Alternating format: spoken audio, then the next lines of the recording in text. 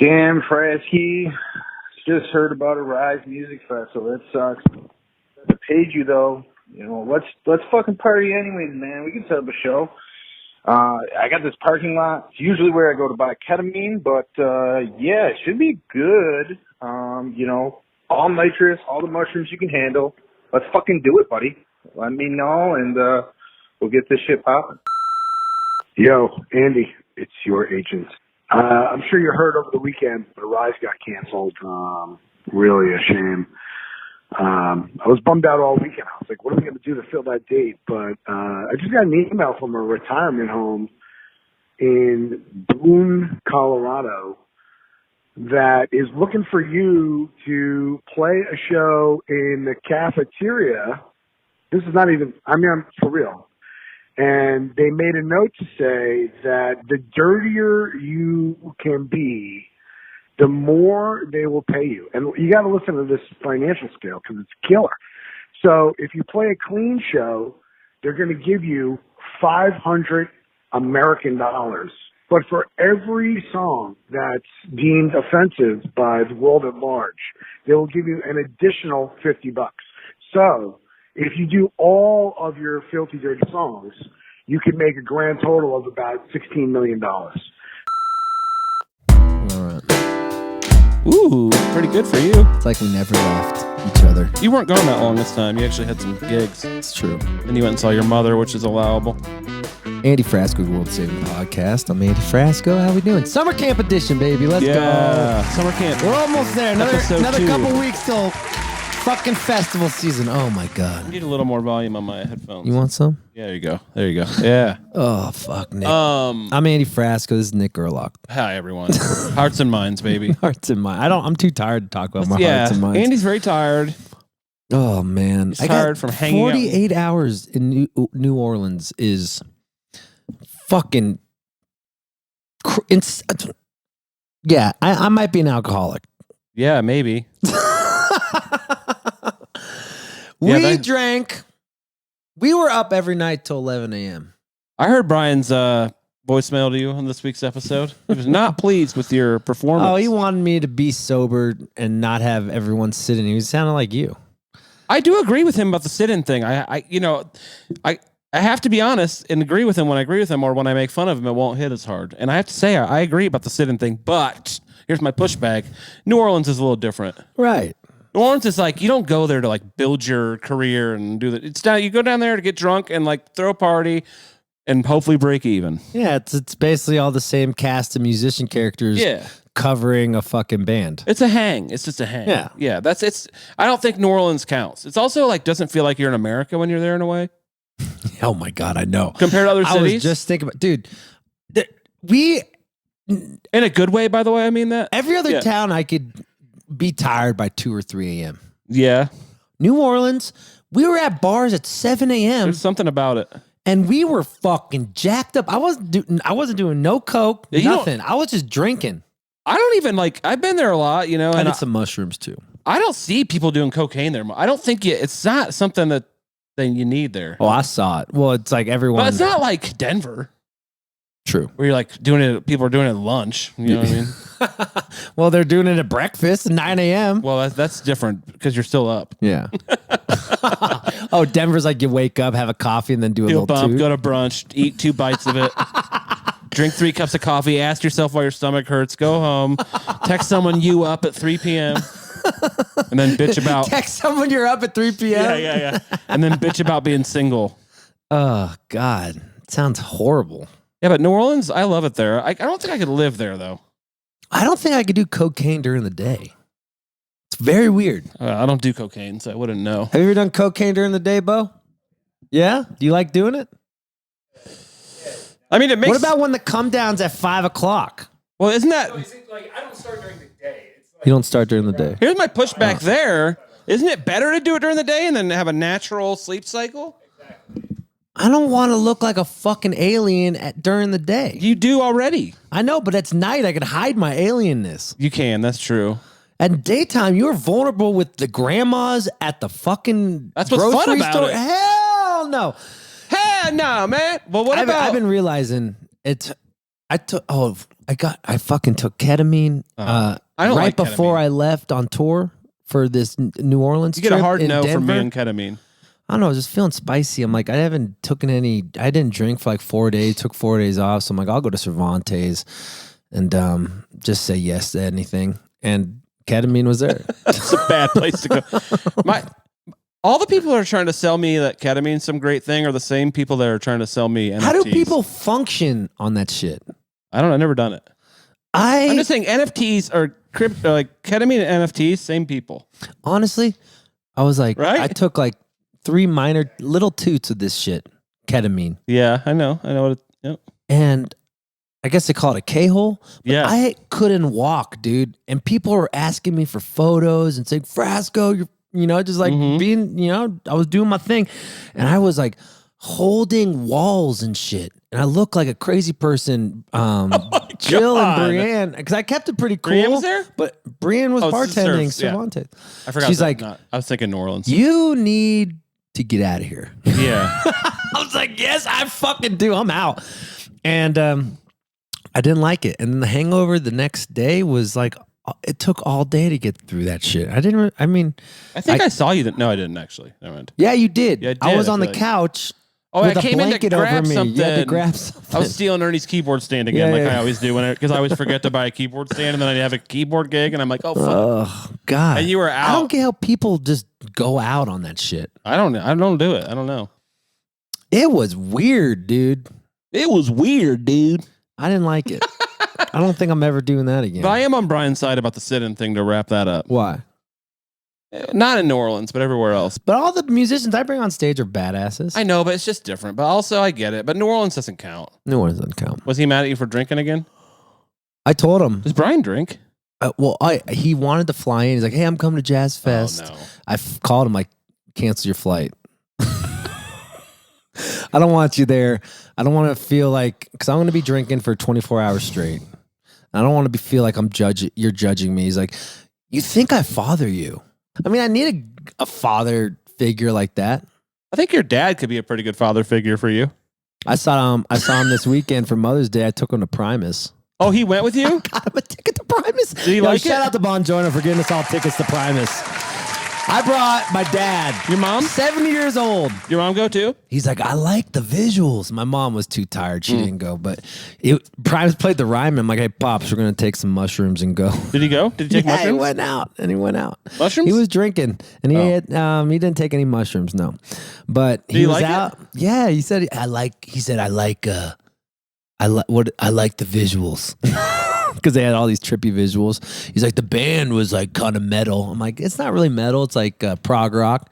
But there's metal in there. A little bit. Like for what they are, it's metal compared to like the other kind of jam bandy stuff. And they did a Rush set where they did all Rush songs. Oh, that's cool. It was cool. Especially I'm not into prog rock. I'm not either, but it's cool. And But I like it live. I like seeing you could tell which ones are Rush fans. Oh, yeah. These guys are nerdy as fuck. Also, they have a weird contingent of like Monster Energy drink kind of people that like them too.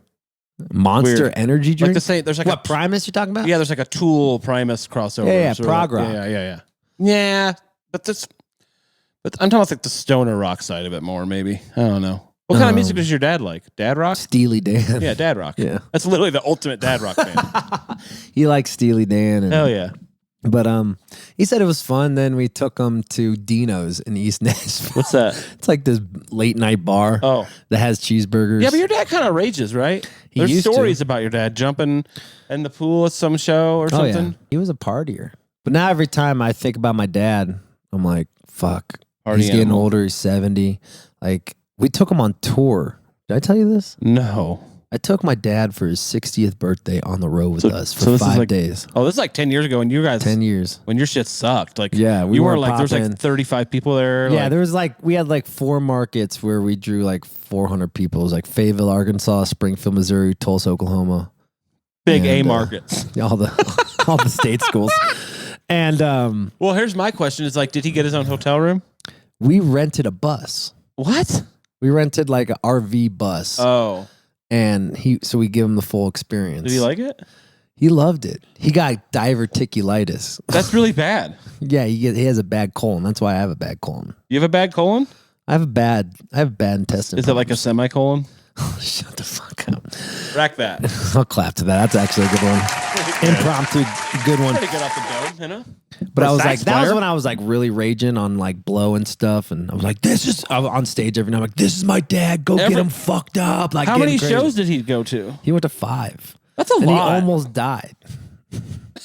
I Like mean, he was partying. We gave all the girls like, I heard you're Frasco's dad, and like giving them mushrooms. And I'm surprised your mom let him do that.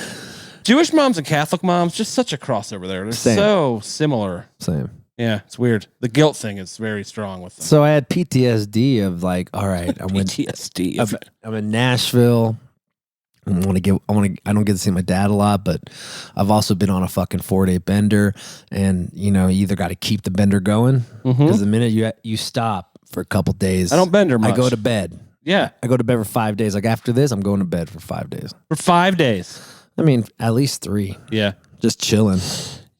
You want to go to a baseball game this weekend, maybe? Hell yeah. But you can't go if you're in bed. Hey, you want to try one of these dialed in gummies? Hell yeah. While you're doing that, Sponsors. Dialed in gummies, everyone. These are amazing. These are my favorite. I've been eating these every day now. Me too. I had 4 of them last night before I Oh went to my bed. God, they're so good. I had 1.5 before I went to bed. That's so much for you. I know. I've Sleep been. like a baby. Other edibles fuck me up. You know what else I've been doing? These are cleaner. Yeah. They're solventless. Yeah, I like these solventless dialed in gummies. They have different growers, or what do they call that? Yeah, Collaborators. Each gummy is strand specific. It's not like they're not just throwing 9 God, different these are so bales of weed into a thing, and it's like it's all very thought out. Each one is its own thing. There's a QR code on there and you can see how each one was made. It's rosin too. It's rosin. Yeah. I really feel pretentious when Very I clean. say that to people. I'm like, yeah, I'm eating a rosin edible. You want to feel fancy? Mm-hmm. Get yourself a rosin edible. It's like the cleanest way to eat weed, and they taste delicious. They're so good. They're like gummy bears. If they didn't have weed in them, I would eat 3 things. I told a him day. to get us a bunch of virgin gummies too. They can barely stay in stock of these. Yeah, they're all sold out in Colorado. One state, you can only buy them in one state. Yeah, we messed that up. We last fucked time. that up. But they weren't that mad. They weren't mad. They're just like, listen, we don't want people to get too excited until we get into the states. So, if you're in the Colorado They area, literally win an award every day, almost every they're time you go on their badass. website. They have a new award. They're cool people. they know we can't. We don't want to. This is the new partnership. I will remind you that they are paying us, Andy. All right, We should be nice to them. you're right. Dialed in gummies. Go grab some if you're in Colorado. They're all sold out. Like so they're like good. they're a month. So they said what they say, like they're a month behind because the demand is so high. Yep. Fuck yeah! I was in Shout there out to yesterday. people doing shit. I like when people win. Yeah, you me know, too. I'm rude. I hate the people who are so bitter about people winning. Going back to the fucking trolls one more time. Do you think there'll be trolls at summer camp? Oh yeah, it's the Midwest. All they do is hate stuff there and not like it. And get mad at you because you don't have to go to work every day, and they do. There's going to be something they're not going to hate, and that's Summer Camp Music Festival. Hell Boom, yeah. baby. My fave. End of May. I'm ready. Memorial Day weekend, Playing baby. 2 a.m. to 4 a.m. I would say you get more bang for your buck on this festival than any other festival. I agree. It's longer, Right. 4 days, mostly Right. 3, and there's so many bands. I know. That's it. That's my entire argument. So show up to Summer Camp Music Festival. Bill Payne, what a riot. Did you listen to that one? Yeah, he's great. Dude, it was unbelievable. So chill. Dude, and He's he's playing crying. it. They're playing it, right? They're headlining. This week we got Cherub, who is fucking I wild. love You told those me guys. about him. Jason's awesome. I don't know the other guy as well as Jason because Jason likes. We always hang together at Humphreys Red Rocks. Yeah, we had a real bonding moment in this interview. You guys have some similar vibes to you. What? You guys should do a song together. I think it would be a hit. Yeah, I think it'd be fun. That could be like because they kind of do the electro pop thing a little bit. I think that you guys would be a good. We mix. were really hitting it. We were doing some therapy sessions on this interview, and then Therapy sessions. it was, dude. He was like, Have you? it was heavy, man. He Are they was, still in Nashville? one of them is, Yeah. and the other one isn't. But it was so heavy because I'm surprised. Actually, I didn't think it was going to be like that. he's with like talking about depression and stuff, and Yeah. he's going through a rut right now because him. It's in the interview. They'll hear it. yeah, they'll hear it. Yeah. I love those guys, and I love summer It's camp. for a band that blows up, like they had a huge hit, Doses and Mimosas. Huge I hit. probably see this in the Revivalist too. Had a huge hit. Was it one song? Wish that to blew- Know You. Okay, I didn't know it was But one I could song for see them. it in how much pressure it is from everyone else to try to have you make the same fucking song. that got you famous. Mm-hmm. The second time around. The second time around, it's always and better. it feels like, it's a mind fuck because you want to progress as a musician, but you also need to make that bread and like keep the lifestyle bread that you made from that first hit. It is tempting to write the same thing 25 times, though. It is so tempting. But a lot of people do it. Van Morrison, U2, all these guys, and look what they're at. I mean, U2's written the same song 700 times. That's what I mean. Don't get me started. They're the biggest band in the world. Yeah. So if you don't want to write the same song 25 times and you just want to do it the old-fashioned way, get on the road and to the people, you should sign up for Repsy.com. Yeah. Another one of our sponsors. Bam, these segues are just getting good at it. Yeah, you're like fish.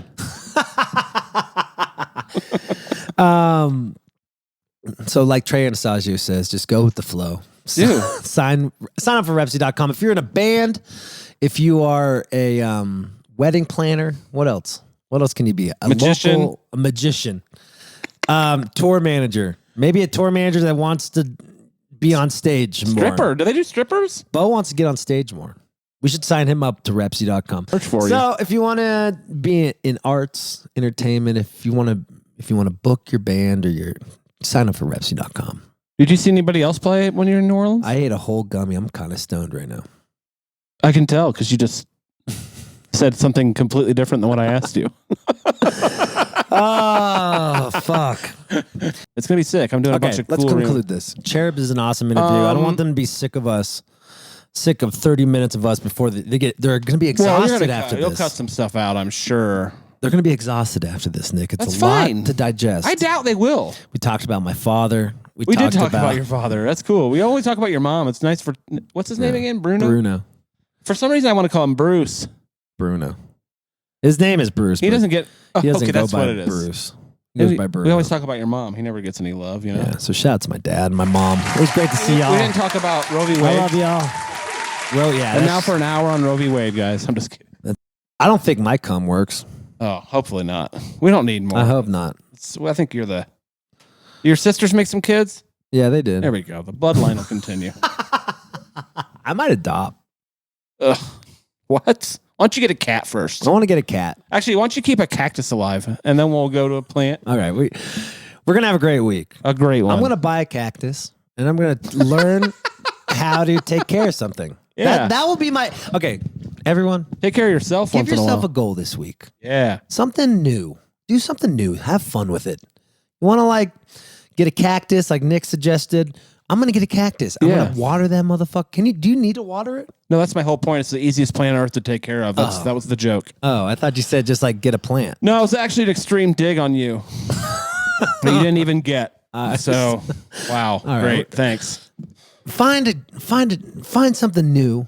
Try it out. What should I try? I'll try being nice to people. Yeah, being optimistic. I am not pessimistic. You are. I'm just realistic. No, you. What's the most pessimistic thing about me? You talk about. Oh, I can't even. I don't want. We're 32 minutes in. I can't. Cut out the first 10. I can't with you right now. Really? I'm not a pessimist. You hold on. You don't think you're pessimistic? What do you think pessimistic means? I don't think the worst is going to happen. Do you think reality is pessimistic? No, I just think reality's not great right now. So when you say that things are this way, when was it good? I don't know, never. So you always think that the glass is half empty? No, I just think it's the glass. I just think it's a glass of water. I'm not saying it's half empty or half full. I'm just saying there's a glass with water inside of it. That's not pessimistic. That's observational. God, you are so English. Yeah. That is so just there's no God, nothing matters. Yeah. I'm just here. I wake up and, someday I'll randomly doesn't die. Exist. No, love exists. It's sort of like a chemical in your body that gets released. So. Oh, my God. Oxytocin. Why are you my best friend? Because someone's got to balance this shit out. Hold on. You can't all live on candy canes and dreams over here. Rainbows and unicorns. I'm sorry I don't have a fog machine saxophone with purple lights on it. You know what I mean? Well, have a great day, Nick. I will, actually. You know what? We're going to... Okay, this is what we're going to do.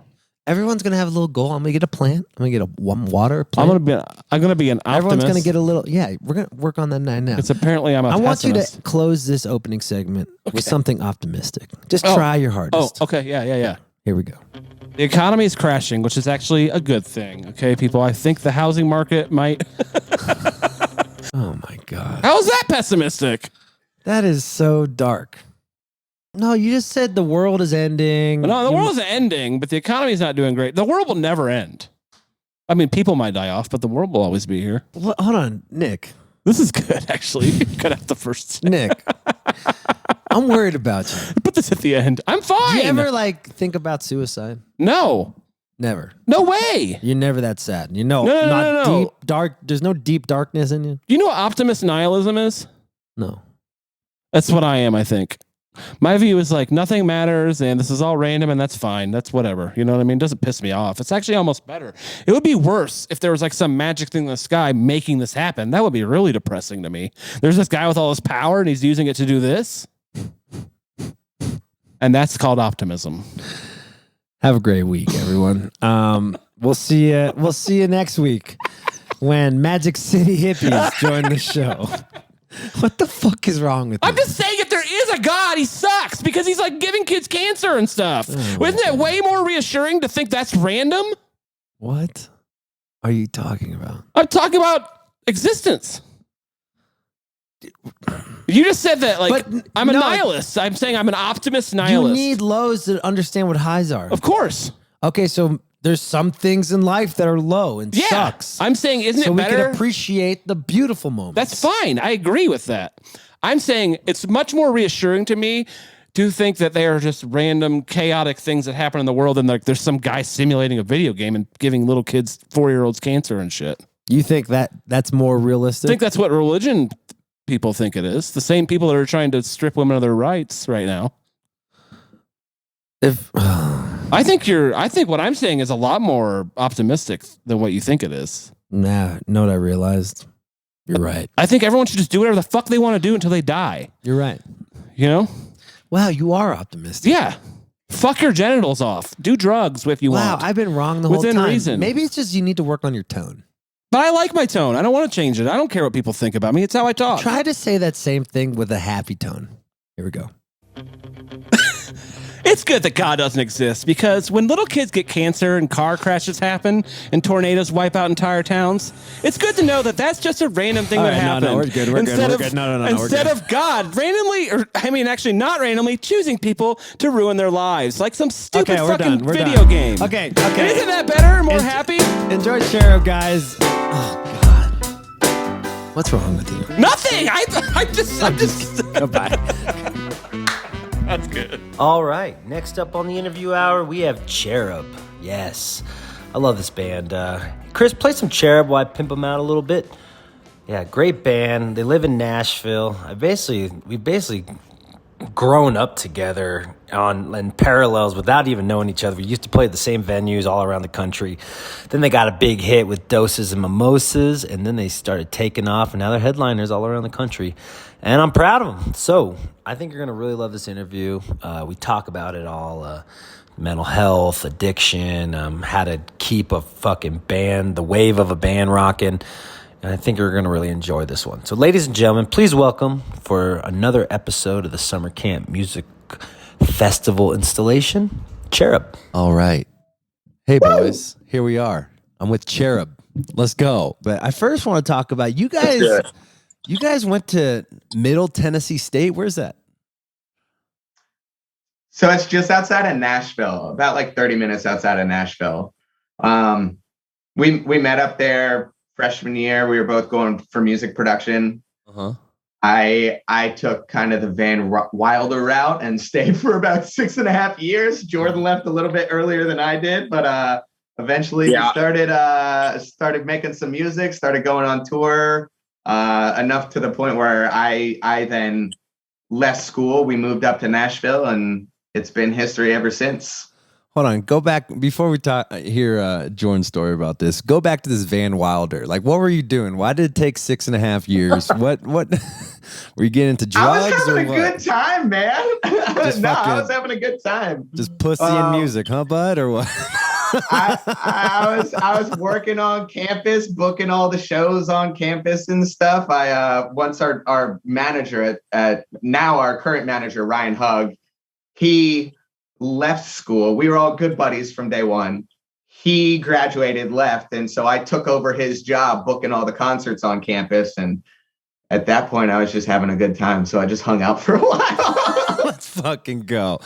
What about you, Jordan? What's your story out there, and why did it take you only 4.5 years instead of 6.5?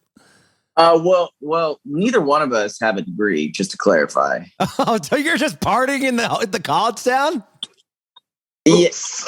Yeah. So, I never was a fan of school, and it just was like a personal thing. I'm not like anti-school by any means or college, but just for me personally, I really only went because like it was presented to me like that was the only option to make money. So the school we went to was one of the only programs that offered a bachelor's degree. Every other place was like Full Sail and all that was associate's degree. So that was my choice to go there. And within the first year, I knew I was like, fuck this. I just knew it was not my shit. Like I thought maybe since it was music oriented that it would be cool, but I was just over it immediately. So were you on the dean's list? Yeah, I did good. I mean, I tried. I was like, hell yeah. Hold on. I'm like, I love it. If I'm going to pay out of state tuition and fucking, I mean, I think I spent $20,000 in the short time I was there. So it was like, yeah, I tried and I fucking, did decent, but yeah, it wasn't rewarding to me at all. The only thing I got out of that was meeting Jason, meeting Hug, meeting our core group of people that make the whole machine of Cherub work. So, but yeah, I immediately knew I wanted to drop out when I got there the first year, bro. So why it is pretty epic. It is pretty epic that we're still working with all of our homies from day one back in school and everything. We're still all together today. It's pretty cool. Yeah. How important is loyalty to you guys? Loyalty, I think that's one of the most important character traits in someone ever. I think being loyal. Wow. Okay, this is gonna be a good one. I think being loyal and honest are like super important, man. Especially in the music industry, but like in life in general. It's like you talk about like you guys were friends before you even played music together. Like what brought you all together to feel like, all right, these guys are simpatico with my soul, all that hippie stuff we're talking about. And then what made you push to the next level to being a band?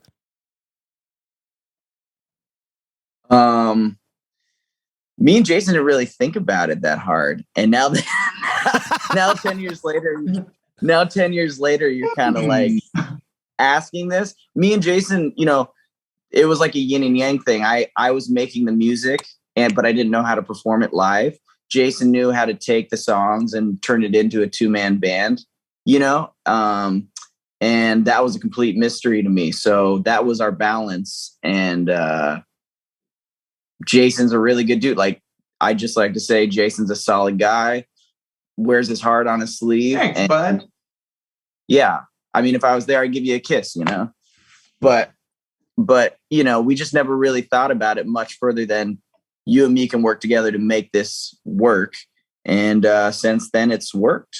And I guess we didn't really like make big lofty plans and schedules at the beginning either. It was just, there is that core group of friends. We called it the 5th Floor family. We're all the music students all together, and we're all just fucking around making music. Like when Jordan and I started doing this, we were just throwing parties in our buddy's kitchen. I guess we didn't have huge, we weren't putting all these constraints on it or thinking too big at first. And I think it just made it, it helped it be really natural as things came together, so couple months down the road, we realized we're like, oh shit, we're in a car driving across the country to go play these shows. This is pretty cool. And kind of haven't stopped since. Yeah, it's funny, like why do we put so much pressure on music? Like the minute we stop putting pressure on it, the minute we're having fun, and the minute we're all of a sudden in a van with our boys traveling the world, fucking playing the music, it's like, was that your philosophy the whole time? Just have fun with it, or did you guys have a plan? You really have to go for broke, like for real. Like I didn't have a plan B. You know what I mean? Yeah. I didn't have, and I think for a lot of people, they don't understand that concept. Like if you really are passionate about something though, the going for broke part when you're like in an Xterra with your buddy sleeping, like, and potentially might shit your pants because you don't have, you know what I'm saying? Yeah. That concept is. That was a weird night. Yeah, but Hold on, go. I want to hear about that. But finish your thought. Finish your thought, Jordan. We'll go over that. But the struggle of all that shit is, you know, like fucking great. Like you don't think about how like now at age 34, I don't want to like sleep on everyone's couches after a show and wait till 6 a.m. for the party to die down before I can crash, you know, while I'm coming down off fucking ecstasy or whatever I took that night. Now at this point, I'm chilling. I like enjoy my 11 p.m. bedtime and shit. You know, I'm like there with it. But that whole struggle to just kind of carelessly, and it's also a super big the opportunity to get to like be carefree and do all that shit is I'm grateful for it. Yeah, because we really were. First 2 years we were broke as fuck, but at no point were we like, damn, let's just fuck this shit. We were like, let's keep going, man, because the love was real, you know? Yeah, totally. And, you know, those first 2 years when you're broke as fuck, you're probably the happiest because you're not thinking about anything else but living in the moment. 100%, bro.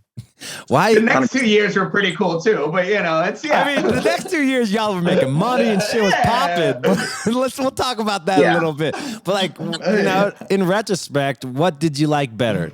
You know? When there was pressure, you were making money, or did you like it when there was carefree and having fun?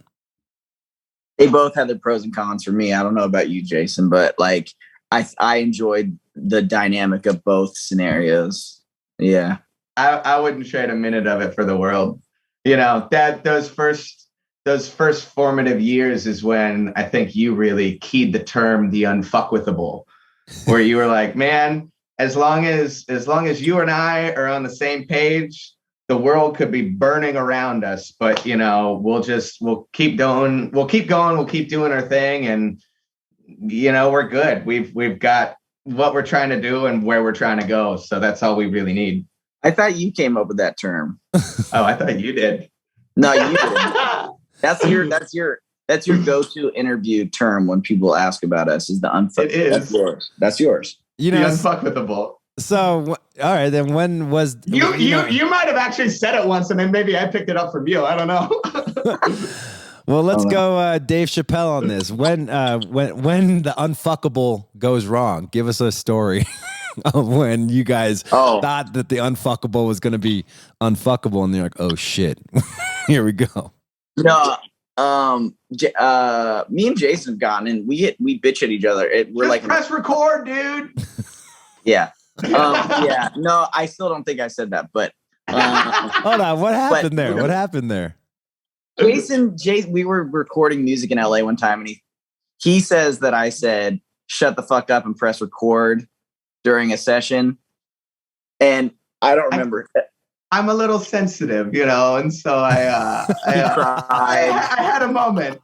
It was the first time I cried in front of you. That was a big one for us. We had quite the bonding moment there on the roof in LA over sunset. It was beautiful. Yeah, honestly, Andy, before I met Jason, I wasn't too comfortable with my emotions, right? Uh-huh. And I don't know how you were raised, but the way I was raised by my dad is just like, you don't express them, that like really cliche, like macho man shit. Yeah. Suppress. Put deep down, just keep it deep down. And Jason, you know, another thing, like I'll give Jason kudos for is like, he taught me to, without teaching me, just by how he is, you know, like it's okay to just completely let it out. And it doesn't mean it's not like a weakness at all. It's just like, it's kind of going to make you weaker if you keep it in. So yeah, this was the first time Jason cried in front of me, made me uncomfortable as fuck. But then second time a little bit better, third time a little bit better. And then, you know, now I don't mind at all. And now we enjoy just hugging it out, man. Let's fucking go. My dude Jason's sensitive. I love this shit. Let's go, dog. Let's go. Yeah. Oh, guys. Yo, I want to talk about that a little bit, Jason. Like what, you know, What made you cry? You know, was it the importance of the record, or was it the importance of the partnership you guys have together? You know, what made you feel that way?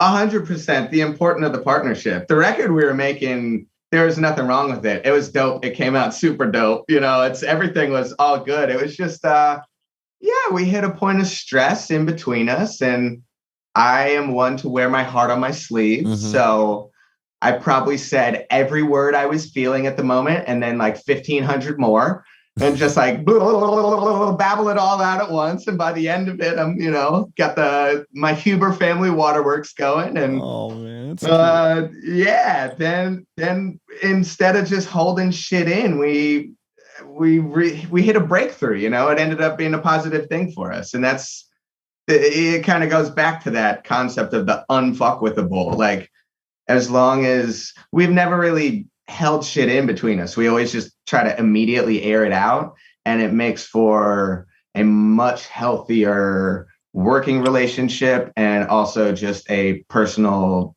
bro to bro relationship. A better bro relationship. Yeah. Right. Like with the idea, it's us against the world. If you can't be vulnerable to the homie that you're going against the world with, who are you going to be vulnerable with? Yeah, when it's us, our guitars are our swords, and we're going out there to fight the dragon, and we get to do that together, Jason, day after day. It's pretty awesome. Yeah, I love that dragon sword thing. That was sick. Yeah, I've been hanging out in the metaverse too much, man. How does the songwriting process work when you guys don't live next to each other? Well, the songwriting process has always been pretty much like, and this is majority of the time. It's not all of the time. But a lot of it starts with me just working on loops and reason, and then writing lyrics to it and getting like a basic structure down, and then fleshing it out later with Jason and Nick, who is the other, he's like the secret third member that, would make most of the music with us. So the sixth man in a basketball team. What's that? The sixth man. You need it's the sixth man. Yeah. What? But yeah. That's dope. What about like when you're how many records do you guys have now? Let's say. Like full LPs, full or just LPs, all together releases? Full LPs and EP releases. How many do you guys think you've worked together on? We counted this up. Hold on, I can get a number. Man of the Hour, 100 Bottles. Let me see. Mom, Dad. We have like 80. Hug wrote down the discography the other day. Let me look. Really? Just the other day? Man of the Hour, Mom and Dad, 100 Bottles, Year the Caprese, Leftovers, Legal, Piss Excellence, Gummo Season, DJ BJ's Faves, and then there was that handful of singles. So that's like, holy y'all motherfuckers are working. 8 or 9. Let's fucking go. It's been a good decade, What? It's really crazy. It's crazy to think about summing up a decade of time, which is such a huge chunk of time in your life, and then looking at the music that's put out. Because I look at the music that got put out, and I'm like, damn, we could have put out way more. Like, I was a lazy motherfucker.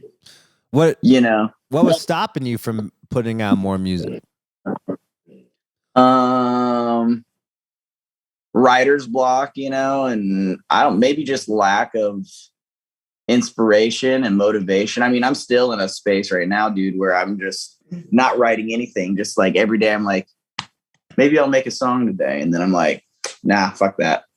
What do you think's triggering that in your head? I don't know, man. Probably just life changes, maybe just being lost in general. I mean, I in general am okay right now, but I feel lost. But overall, I'm okay with just kind of grooving with it. But Jason knows. I mean, me and Jason have both been in a weird place. We're in our mid 30s now. Things were really popping for us in our mid 20s to late 20s. And it hasn't been like a shitty decline, but, we plateaued, we signed, and now we're not on a major label anymore. Mm-hmm. So, I mean, I think we're in a place where we're just trying to figure out what's important to us, and obviously music is a huge part of our identities. And so, we went from playing shows 4 or 5 days out of the week to, we're doing 2 shows a month maybe or something. So Right. it's just about adjusting and yeah. Do you ever go to therapy? Yeah. No, but that's a great question. I mean, I do think going to therapy would be good. My brother's been doing therapy and he loves it. And I know talking to somebody wouldn't hurt. So I've just started trying it out and I like it. Jason, you are going to therapy. Yeah. What have you learned from it, Jason, so far? I don't know yet. I mean, maybe just the fact that it's cool. I think that was a huge thing to learn just in the beginning. Yeah. As a 33-year-old dude approaching it for the first time, it's almost once you get over the hump, you can kind of look back and laugh and be like, "Wow, this is great." I don't know. Yeah, I agree, man. I mean, I've been doing it too for 15 years or 14 years now, and the ups and downs of it. It's no one's gonna understand it, especially when you feel like you have. It's such a weird fucking daydream we do in this thing. We think about this music all year. And then all of a sudden, it's tour season, and that tour flies by. And then all of a sudden, you're like, "Oh fuck, I had too much fun. I forgot to write the next fucking record." Or the pressure of I hear you. There's so many stories like this where a major label drops you, and it's like you feel like you have an identity crisis. When really the music industry is fucked up, and they're not making money anyway. So they're just like, fuck these guys. Don't let them give you an identity crisis just because they fucking. Don't get me started. No, let's go. I'm ready to talk about this because this is bullshit. Because it's not. They don't understand that them dropping us. They think it's a financial thing too, but it leaves scars in our creativity that we feel like, oh, is our new music not good enough? Are we not good enough? Should we go back to what we wrote 4 years ago? I mean, that affects the musician moving forward. Am I wrong about this? Yeah, I mean, that was honestly us going independent after the major label was a really liberating feeling for us. I think, and we had a great run with the label. We all have good feelings towards each other, towards the experience. It by no means, we actually really, really lucked out in the way the whole thing went down. But with that said, I think we spent a lot of time taking all of our new creativity, everything that we were creating, everything we were putting ourselves into, and comparing it to something from the past, right? And putting everything, forcing it through that framework. And it ended up, it did, it affected us. It affected the way that we created, it affected the way that we were looking at things, and ended up almost like passing on stuff because it didn't fit into this framework. And, that wasn't where our priorities would have started creatively. Right. I think we would have been a little bit quicker to get weird on stuff, and not been holding stuff back. And I don't know, I don't think things would have gone that different, but I think that we would have been a little bit more us if we weren't trying to compare everything to that.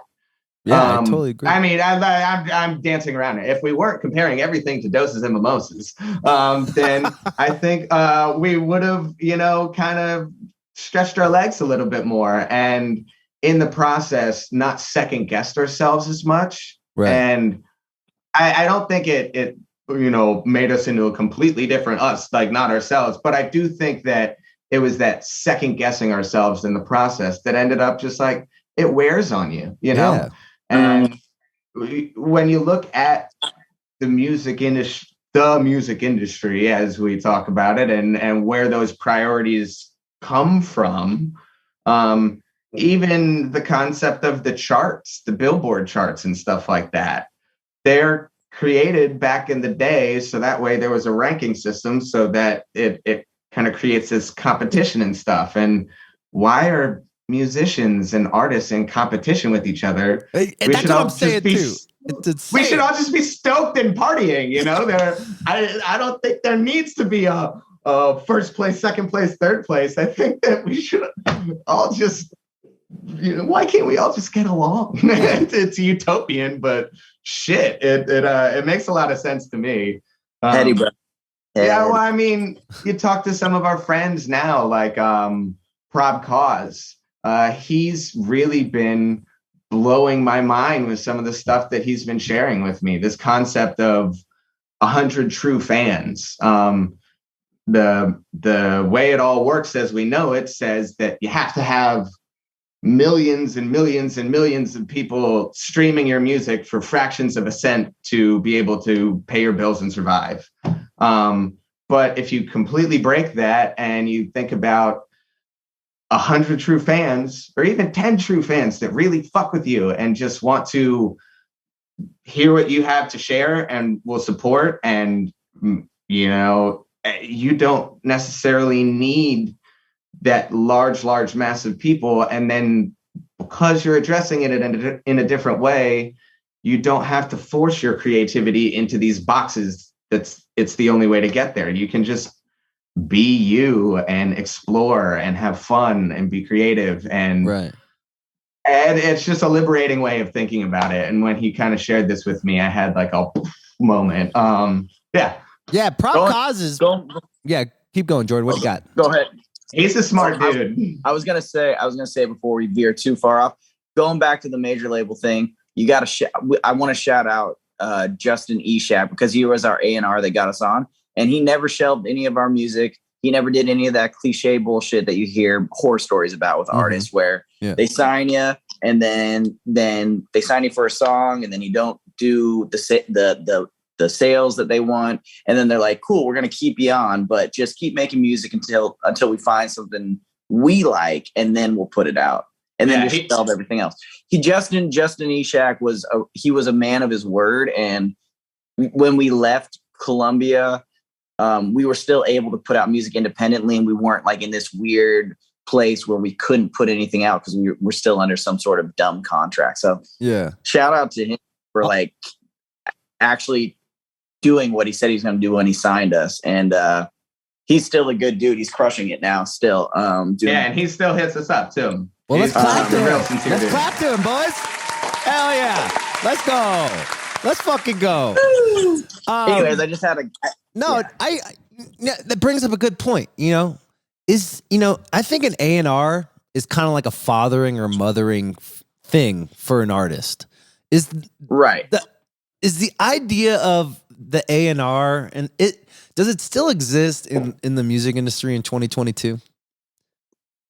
That's a good question, man. I think if you're still looking to get fathered into a major label, then that is the not middleman, but that's who's going to get you there. But if you're going to approach the music industry now being like, we don't need major labels, we have the internet, we have the access to independently put things out.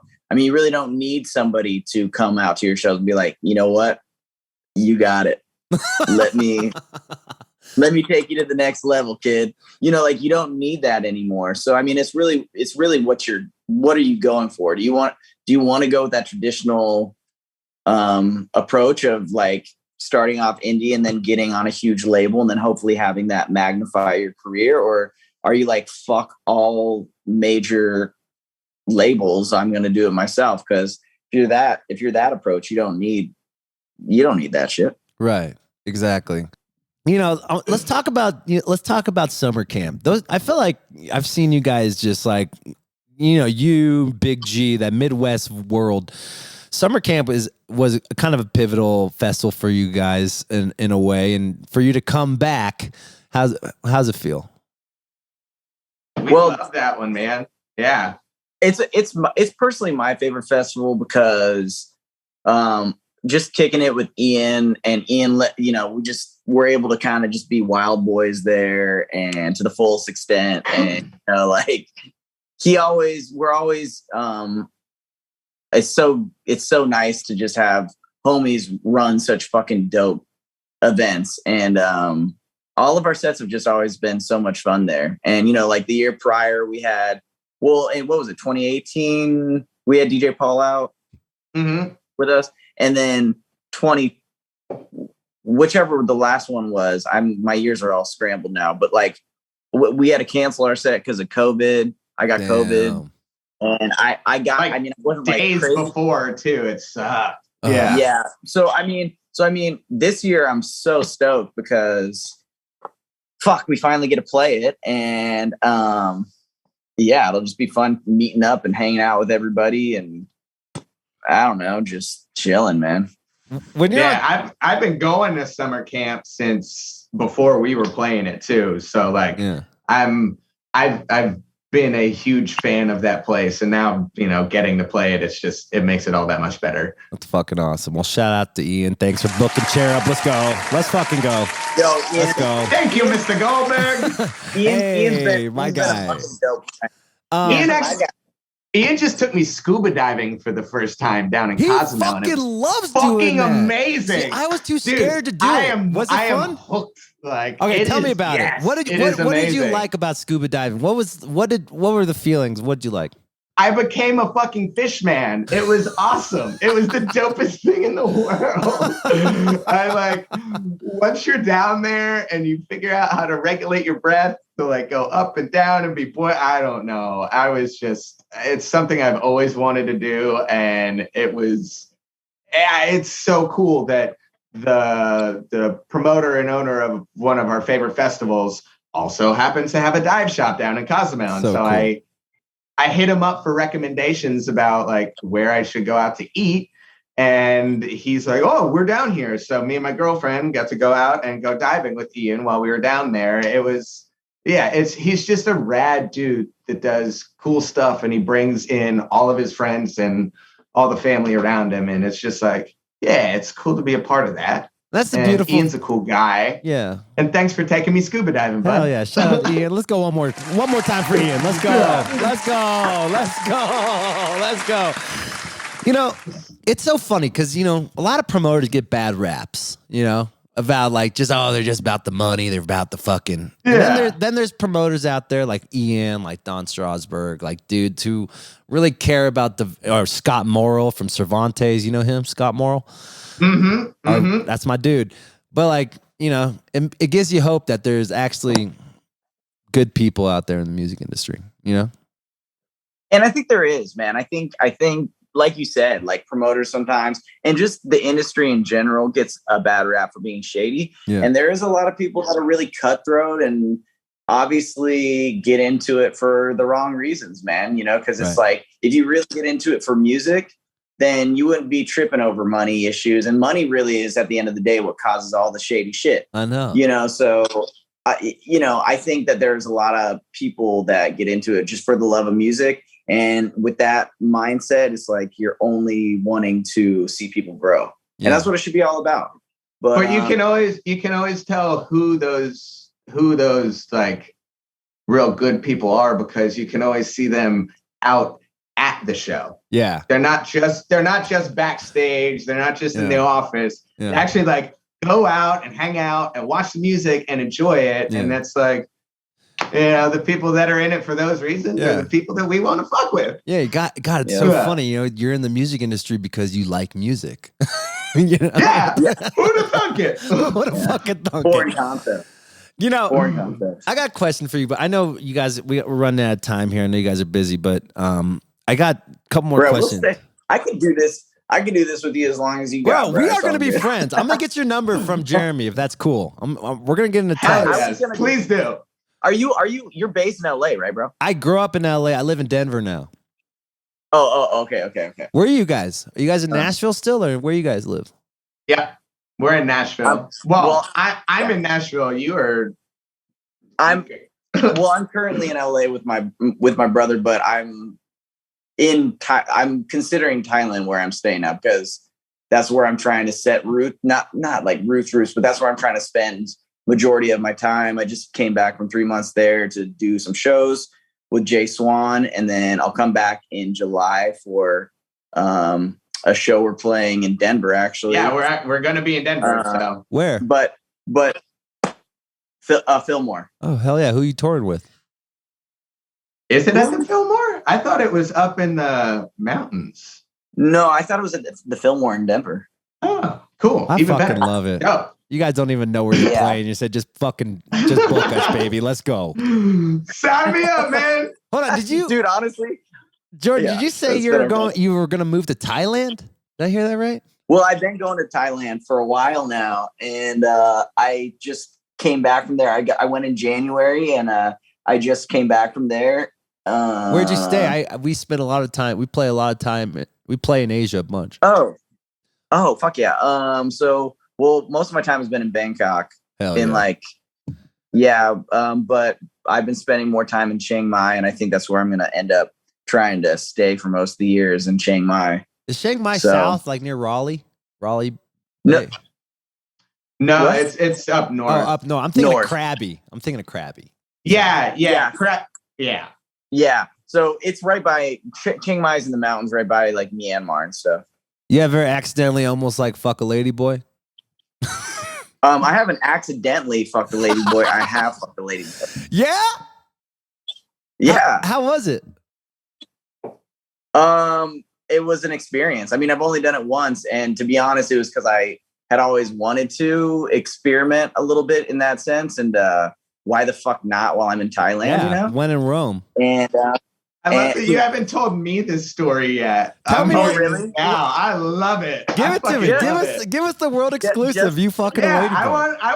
I want some deets, dude. I'm really not like, honestly, man. I think it's important to just say, if people want to explore their sexuality, they should, because why not, man? Like, that's why I'm excited for some deets, dude. There's all this labeling that gets put on it. Like, there was all these questions in my head. It's like, okay, if I'm fucking someone that looks like a lady, but it's a guy, is that gay? Like, what does that technically make it? But it's like, who cares at the end of the day? Yeah, you know what I mean? Just, but yeah, I did do that one time on this last trip. And for me personally, I probably won't do it again, but I'm glad I experienced it. Yeah, man. Well, let's go fucking find your sexuality, big dog. Let's go. Yeah. I can't believe I didn't tell you, Jason. I forgot to tell you that. No, I'm congratulations for exploring you, bud. Thanks, man. And technically, I didn't fuck the lady boy. The lady boy fucked me. And technically, I'm trying so hard. They still say lady boy so much in Thailand, but it's not. Is that like not supposed to say? That's not what you're supposed to say. What are you supposed to say? Well, no, it's still very common to say, but now a lot of the transgender women over there are catching on to like the Western thing where it's like, oh, I'm transgender. I'm not a lady boy. Yeah. But it's still so common. That's cool. Lady boy. Yeah, it's very common to say. That's why I was saying that we went to a transgender bar. Let's be more appropriate now. It's 2022. Sure. We went to a transgender bar, and I brought my whole band there. They didn't know it was all transgenders, and it was the best thing ever, because it's like, then you just like, when you stop thinking about like, oh, I'm not gay, so I'm not going to go for this, and just like go for someone with their personality and who they are as a person. I mean, that's the best. That's the best gift in life, when you're not judging right away.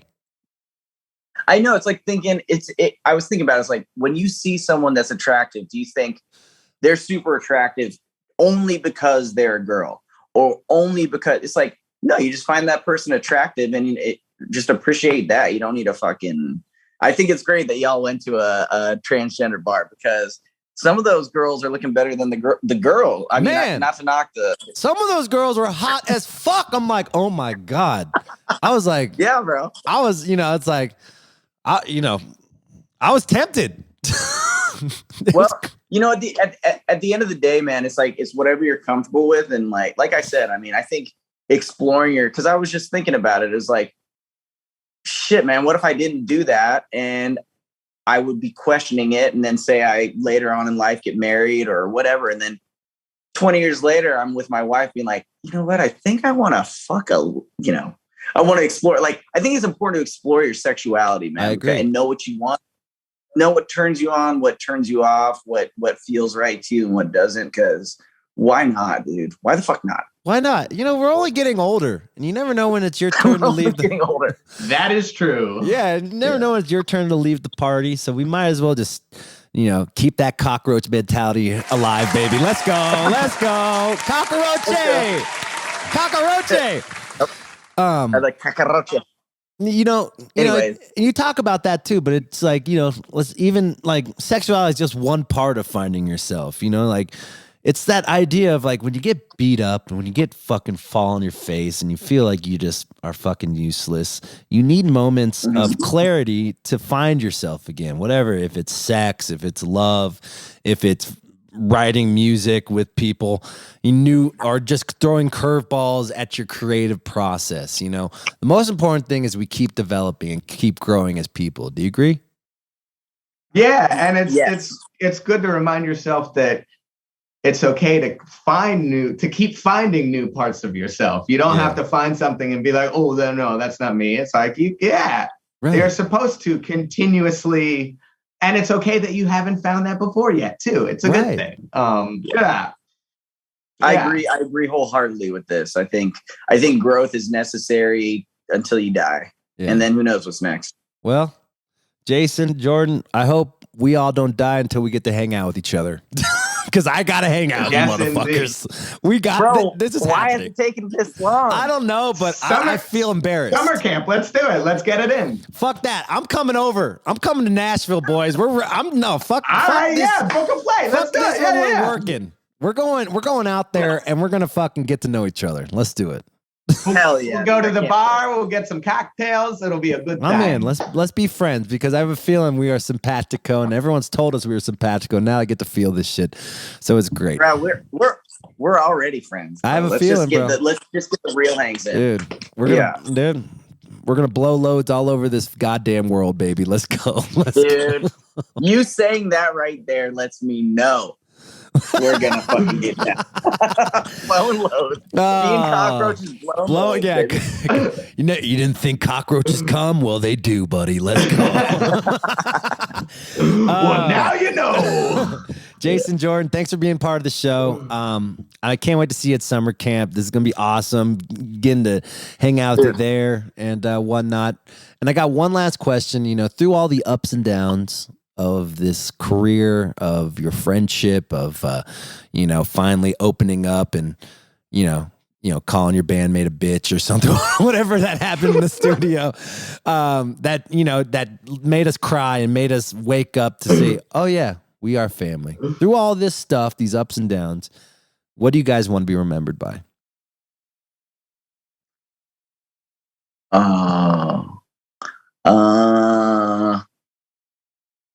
Wow, I don't know. I never thought about that, I guess, yet. Individually and as a band. Individually and as a band.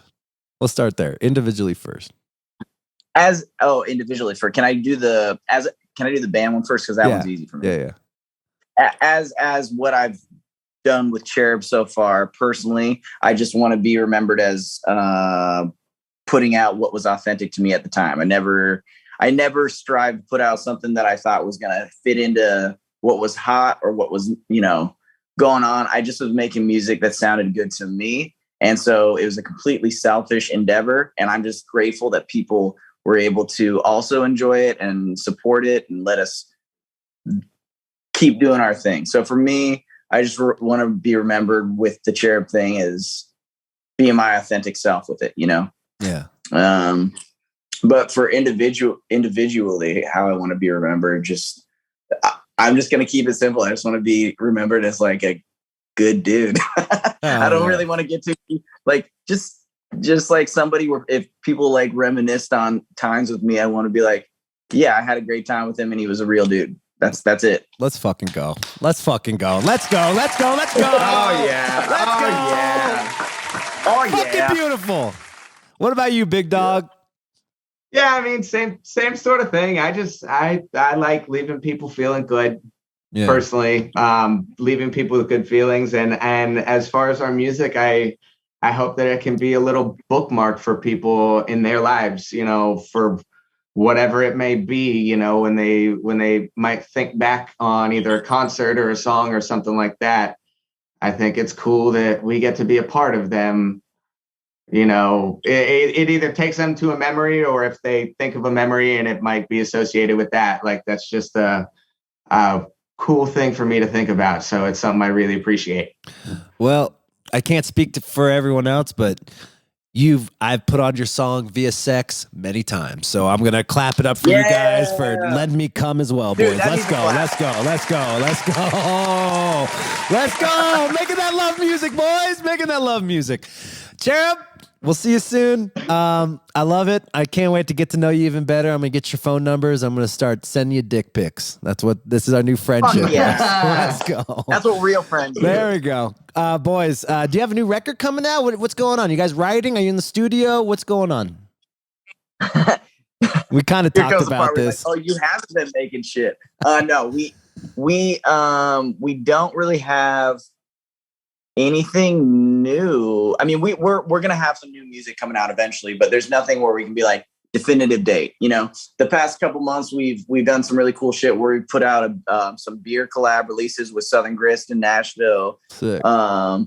We got the vinyl Doses and Mimosas, the re-recording of it coming out soon, so people can look for that. But you know, as far as new music, it'll come soon. Yeah. It's just no date yet. Well, I'm going to pump you up one more time. Don't even put a time mark on it, baby. You take your time. Don't even worry. Mark. No, there's no fucking... We don't need you stressing over this. I want you to be in your most fucking open vessel possible so you can write the best fucking music you could ever fucking write. Okay, boys?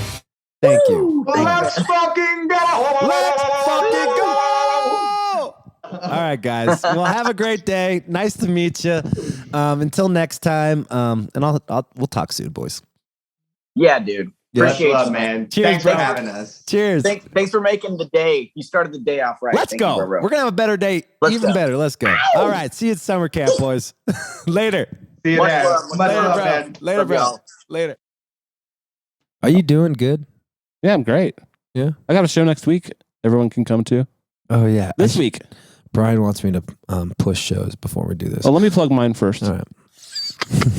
I'm playing at Ophelia's on Friday. It's free. That's it? The Coltette. It's me, Wormley. Where is Ophelia's for people? It's in Denver. You know where it is. If you're going to go, you already know where it is. It's free. It's at 7:30. Come out. It's my birthday. And it's your birthday party. And it's my birthday. I didn't want to talk about it being my birthday, though. You're getting older, buddy. How old are you? I don't remember. 23. I'll be 24 on my birthday. Does getting older scare you? No. Why would it? You know, God, I want to be this loose. Because, like, who gives a shit? There's nothing you can do about it. I know. I feel like I'm aging pretty good compared to a lot of other people. I see want to my be age. that loose. The key is, I think, don't have kids. That trying. Ages you hard. And don't have the exact lifestyle that you have. Mm-hmm. We're going to have a good week, though. What are your shows that you have to push? Oh, yeah. Summer camp? That's your next. You don't have Angel Summer Camp that weekend? I got 2 weeks off. Arise. I'm going to Lake Powell for a week. For my birthday. You're going to make sure you're out of town for my birthday, huh? I was leaving the day after so I could celebrate with I'm you. just kidding. It's fine. Your birthday's on the 18th. I leave the 20th. My birthday's on the 20th. That's your birthday party. Your No, birthday's my on the actual 18th. birthday is the 20th. Oh, my God. Friday the 20th. Oh, I'm gone. Yeah, that's all right. Well, we're going to have your birthday party on the 18th. Okay. Just me and you. Okay. Silent room. Fucking perfect. 2 plates. I might get food. Might just be 2 empty plates. It's probably actually what everyone thinks my ideal birthday party is. It's just us staring. I love, like, from this podcast, people think I'm this, like, dark, like... Can we have conversation via text message? Yeah, but in the same room. Mm-hmm. You're actually easier to talk to over text. I agree. You get more, like... You understand what the other person's I'm better saying. at communicating Via text. through writing it out. Oh, 100%. You can barely listen to people when they talk to you and respond to what they're saying. Bo, back me up. Yeah. Bo deals with me every single. Bo. Yeah. Text Oh, messaging. true. I'm running fumes. Yeah, I know. It's fun to pick on you, though. You know, going back to the fucking trolls one more time. The haters. This guy. Was there more trolls? I got a couple screenshots of this same dude saying, Andy Frasco smoked me out. What do you mean? I gave him I gave some dudes a joint. I was like by myself smoking. He's like, came up to me. He's like, Andy Frasco smoked me out. And he was like saying some bullshit. He's like, is he a simp? He seems like a simp. What's a simp mean? Okay. I actually know this because I'm a dork and I'm on the internet. A simp is like exact opposite of what you are. A simp is sort of like a guy who's like, sort of like a pick-me guy with girls. He'll do anything to make a girl like them. He might, like, really? If you're in the friend zone, you're probably a simp. You know what I'm talking about? Yeah. Can you like go on Urban Dictionary and pull up simp? It's sort of like just like a lame dude who's like sort of white knighty. You know what, like for women. Oh, like you goes know, out of his way, like sort of like hey, man. They might virtue signal a lot for women too. They're not. You don't want to be a simp. It's very like lame to be a simp, but you're not a simp. I mean, he's calling me a simp because yeah, there you go. He's calling me a simp because I gave him weed because someone who does way too much for a person they like. But usually it's about. I didn't even know this guy. I just gave him some weed. Usually it's for like a man trying to get a girl, but that's so stupid. Why would he make fun of you for giving him weed? Yeah, you give someone a gift and they still troll you. Yeah. What's the second one say? Ben is a major simp for ditching us for those hoes. That's exactly what a simp would do. You're not a simp at all. You're like the opposite of that. I wasted some family time with my dad so I get high with this kid I don't fucking know. Yeah, you've definitely, if anything, you're the other way. You're the simp, bitch. If anything, you're bros before hoes. You're the simp. Yeah, bitch. You simp, bitch. Simpson. I hope to see you at summer camp because this is a summer camp edition. Where do you live? Springfield? You simp? Simple ass bitch. Probably gets no bitches. I don't know. He was like being. I don't know. I can't remember because it was like a lot of people came up to me at the Ryman show, but I do remember. This moment. Oh, by the way, I'm super famous. Just want to toss that in there real quick. No. Just I'm trying to. I know, but it makes me sound like a simp. You're not a simp. I'm not a simp. If they're walking up to you, how are you a simp? That's what I'm fucking saying. God, I mean, you might be These trolls are after me. They're watching me. I'm not saying you don't like it. I do like them. I can't wait till you get famous enough that I get more trolls.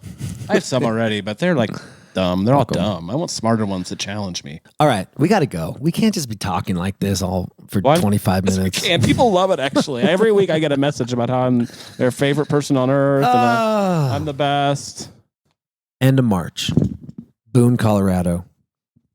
Then I fly to Virginia, Rooster Walk, and then I fly. That's all one weekend, to guys. Summer camp. That's the end of March, wherever we are, May. May. Then the weekend after that, the first weekend of June, we're in Atlanta, Lafayette, Louisiana, and St. Augustine, Florida. Cold War Kids in Lafayette, Fool's Paradise, Kunja's event. Fucking sick festival. With lettuce and whatnot. And then I think I'm Chandler Park with Grace Potter. Oh, sick. That'll be fun. And then we have 2 weeks off. And then it's Bonnaroo, which we are the podcast of. That's going to be the next one. Yep. We just interviewed King Gizzard.